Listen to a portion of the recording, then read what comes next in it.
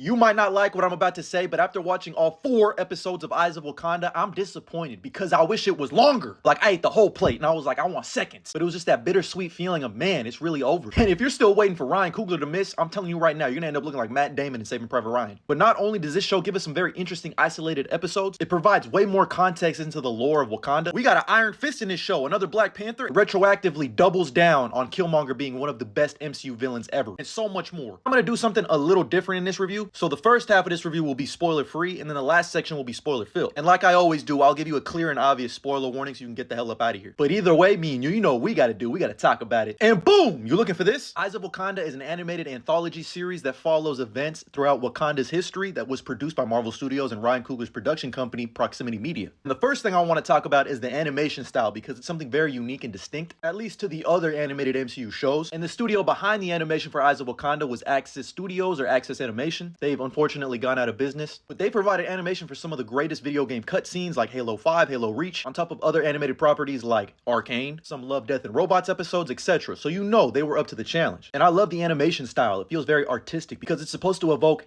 hand-painted drawings. And it was actually inspired by real-life African-American artists like Ernie Barnes. And on top of the animation style, we also have a pretty solid score and very good voice performances, one of which being Winnie Harlow. And we even got Braun in this show. I'm playing. Someone commented into one of my trailer reactions and was like, damn, Braun is in this show? And I couldn't stop laughing. Matter of fact, they should try to get Braun in one of these Black Panther sequels for real. But like I said at the jump, the show is an anthology series which follows 4 separate stories that culminate at the end. And the first thing I thought about this show was that it felt like a slightly undercooked version of Predator Killer of Killers. And it's actually structured very similarly. So I'm kind of confused. Like, they could have made Eyes of Wakanda a movie the same way that Predator Killer of Killers was, but instead they made it a 4-part little show. Because I think the run times actually add up to be somewhat similar. So in that way, it's like a 4-act structure. But we follow various Wakandan war dogs who we were introduced to in the first Black Panther. They're essentially spies that are sent across the world to obviously spy for Wakanda, but also retrieve artifacts. And each episode visits a different time period. And, you know, the first episode is probably going to be where people are like, is this show actually good? Because I was like, outside of my dog out here aura farming looking like he was Namor outside of the water.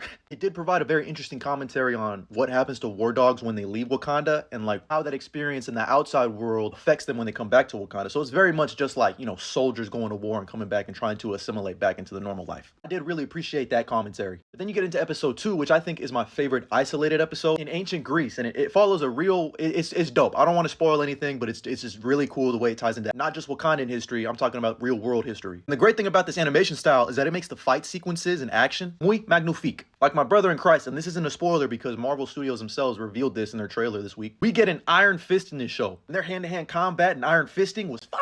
But each episode ultimately culminates into episode 4, which actually has a very interesting connection